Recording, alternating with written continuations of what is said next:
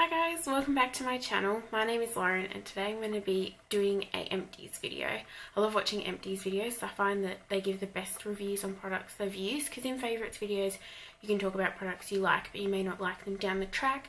You've only used them a few times. With empties videos I find that everyone shares their thoughts when they've actually finished a product and they really know if they did like it or they didn't like it, if they buy it again. So I really love watching them and I'm going to do my own. I've done a few empties posts on my blog before, so this is my first empties video, but let's get started. First I'm going to start with hair, and the first thing I've got is this L'Oreal Casting Colour Cream hair dye. I actually just used this yesterday. I do get my hair dyed at a hairdresser's, but sometimes I can't afford it, or sometimes I just want to touch up, and at the moment I'm trying to let my hair grow out a little bit, so I thought rather than going to the hairdresser's just to get it dyed, I'd do it at home. I've done this a few times before. And this, I've got this in the colour 500 medium brown. Done this 2 times before and I don't think I've ever got the same colour, so I'm trying to remember this one for next time. But I really like it. It's not, it doesn't last too long, but it just kind of, yeah, touches up any, like my roots, even though I didn't do a great job this time. But I really like it. It's really easy to use and I would buy it again. I find it doesn't damage my hair. The conditioner smells nice, which is always good. But yeah, definitely give that one a go again. Next up is dry shampoo. I use the Collab Sheer and Invisible one, and I've gone through so many dry shampoos. I used to use the Batiste one, but I found that gave me a bit of a white cast over my hair. But I did like the one with the colouring in it. But this Collab one I find doesn't give me that white cast, and it feels really light in the hair, like you don't feel like you're wearing dry shampoo, and the scents are really nice. I usually go for either the London scent or the Paris scent, which is the floral one, and it's nice.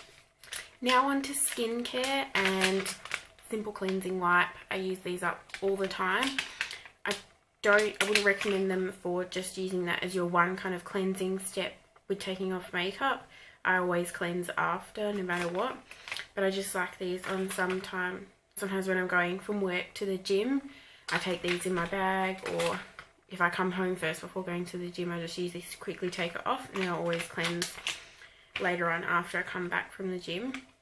But they're just really easy. These ones I find take off most of my makeup. They don't take off all of it. I find that I have to go in with like a oil based makeup remover for my mascara. But other than that, they work pretty well. They don't irritate my skin, and they don't have a huge scent to them, which is nice. So I always go back to these because they're just cheap and they do the job. Next is the Body Shop Chamomile Cleansing Oil. I think this is my second bottle of it that I've used up, and I do really like it because I obviously have purchased it again. But I do think I prefer these days Balm cleansers, just because they're a lot less messier. The cleansing oils I find just get a bit messy and drip down my face sometimes. I have to make sure I'm kind of either putting like pyjamas on instead of like my work clothes so I don't get ruined with the oil.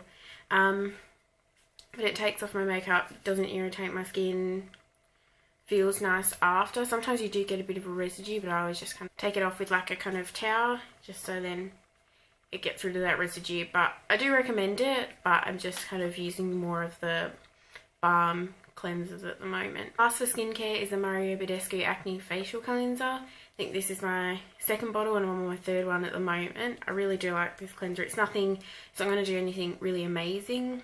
It's just a basic gel cleanser, and I find it doesn't get rid of acne, but it just kind of doesn't irritate it and doesn't strip your skin. You don't have that stripped feeling after. So I like using this at night time just to kind of clean everything out of my face.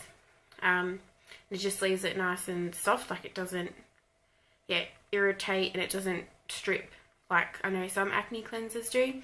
So I find this really good, and it has aloe vera in it and chamomile, so it just kind of calms your skin down a bit, which is nice. And yeah, I definitely, if you're looking for something that is going to do a noticeable difference to your face, this isn't a cleanser, and I don't think cleansers are the products that will do that. This is a cleanser that just kind of keeps everything calm. It's not going to irritate you. It's nice and gentle, so definitely recommend this if you do have that kind of oily skin or a lot of acne and you don't want anything that's going to be really harsh. It's really gentle, so definitely recommend this. And it's not too expensive as well. I think it's like $23 at Mecca, so definitely recommend. Moving on to makeup stuff now. I have a few bits, and it's always nice when you use up makeup because it takes forever to go through some of it. There's always a good feeling when you finish it up because you know you really liked it and obviously you wanted to finish it.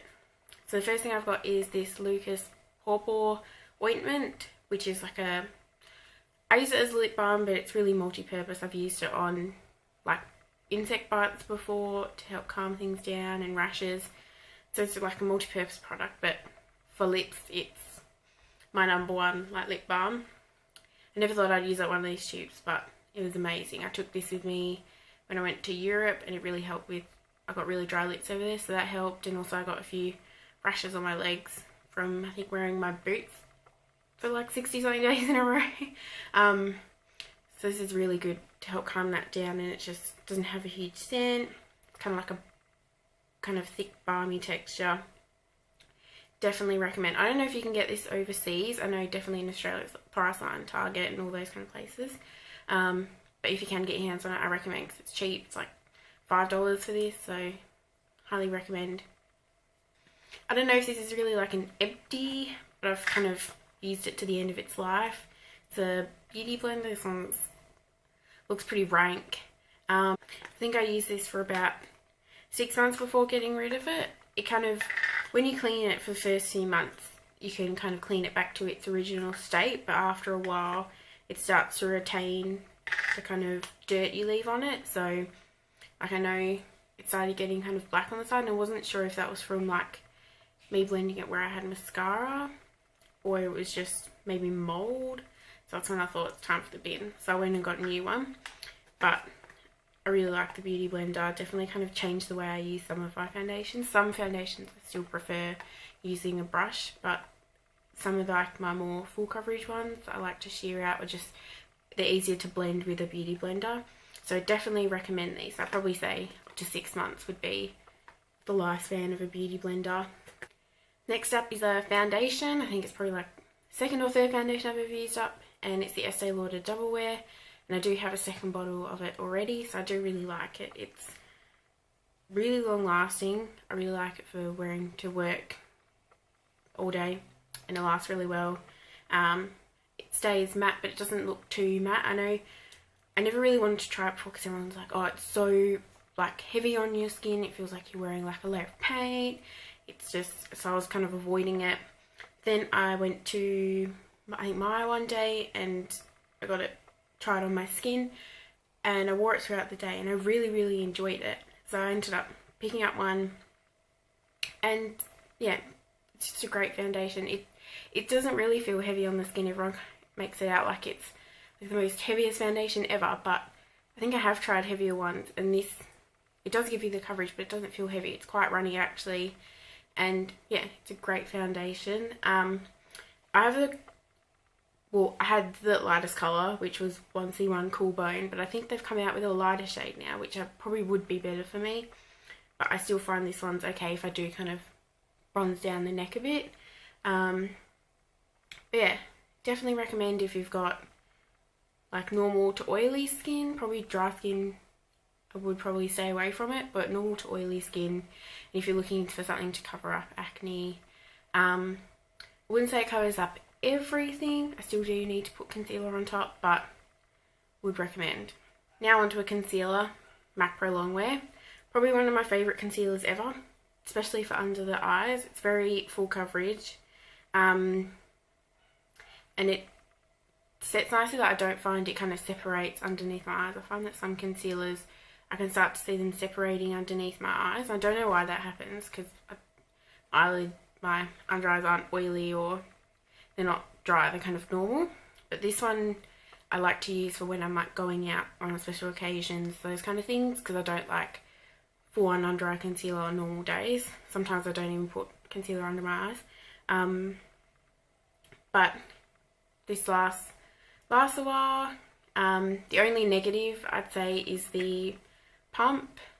It's really dirty. It gets really dirty really easily, but also it dispenses way too much product, so I find that I have to kind of put it here and then spread it out, where I don't usually put concealer like on my chin and on my forehead and all that. So I find that I have to when I use this, because it pumps out a lot. But other than that, it's a really good concealer, and I see why everyone else raves about it. Now for my Bourjois Healthy Mix powder, I think I've mentioned this before in videos. I think this is my 3rd or 4th compact, but I love this powder so much. It's all gone. It's just the perfect powder for every day or even going out. It kind of leaves a silky, like satin matte finish on your skin, and it also adds a little bit of coverage. There's a bit of like a floral fruity scent to it, which is a bit strong at first, but kind of you get past it and it settles down once you wear it for a while. Yeah, probably one of my favourite powders ever, apart from MAC Mineralized Skin Finish, but I do love this one a lot. Next up is a bronzer, and this was the only bronzer I ever owned, which is the Body Shop Honey Bronzer. It was the first bronzer I bought, and I didn't buy a new one until this one had finished.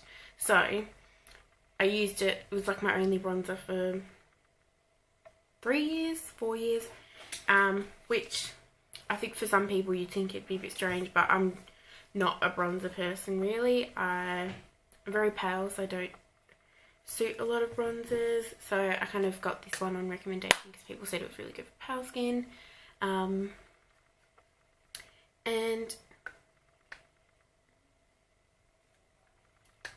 I would recommend this bronzer. It's a really great bronzer for anyone with pale skin or someone who doesn't want a really harsh, you know, kind of bronze cheek. And I would get it again, but I think after using it for 3 or 4 years, I'm just ready for something new. So at the moment I'm using the Too Faced Milk Chocolate Bronzer, which I'm really liking. It's really good for pale skin as well. And I would get this again, but we need a break. We need a break. Lastly is my Hourglass Arch Brow Pencil. I love this thing. I know some people didn't like it because it had a really kind of thick nib at the end, not like the Anastasia Browies, which I have also. It's really thin. This one had a really kind of thick end, but I really liked that because some days you don't want to sit there filling in your brows with something tiny, you just want a quick fix. So this was really good for that, and I really liked the spoolie on there, and it was nice and thick and soft. Some of them are really wiry. It kind of scratched my face when I'm trying to comb through my eyebrows, so I really like this one. I think when I bought this I only had a few colours, so I got soft brunette, and I know they've come out with more since then, but I still think this would be the best colour for me because it's kind of like an ashy colour, which is good because like I do have darker hair now to when before I was blonde, but then when my roots do come through, my hair looks really ashy at the top, so this kind of suits both when I am darker and when my roots do come through.